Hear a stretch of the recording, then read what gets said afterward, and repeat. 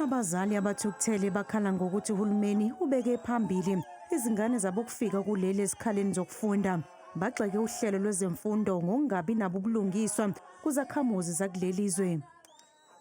Uma ngabe bevuma abantu bokuhamba bafundisa ingane zabo la thina saba se-South Africa ingane zethu nabazukulu bangasitholi isikhala. Kulungile ke makunjalo abathatha ama-ground babafakele omahamba nendlwane babafunele othisha babo. Kodwa ezethu mayingene emaklasini uma kuwukuthi laba bantu uhulumeni uyabathanda njengoba sebeclaima nesibhedlela ukuthi esabo 126 beclaima nesikole ukuthi esabo. Uhulumeni akakha amatende wama-refugees. I-United Nations wafide abasuke emphakathini asingabangi nabo ama-resources amancane. Kusuka umsindo phakathi kwababhikishi nabokufika kuleli nabo abaqhinqe ngaphandle esikoleni Eddington Primary bethi bazogada izingane zabo ngenxa yokusabela ukuphepha kwazo.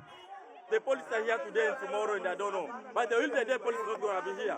And these people will come to attack our children here while the police are not here. So what is going to happen to our children? Then our children are in danger.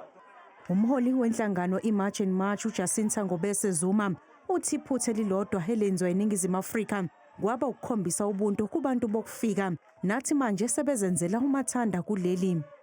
Uba nobuntu bethu sibanika isandla abathatha ingalo yonke bafike la umuntu kuthiwa akeze South Africa uzowenzani eSouth Africa anginamsebenzi anginalutho uzowenzani pho athi umuntu odayisa amakabishi emgwaqeni asikwazi uku-import poverty yaseZimbabwe senze poverty yethu sinathi sinethi poverty esidila nayo.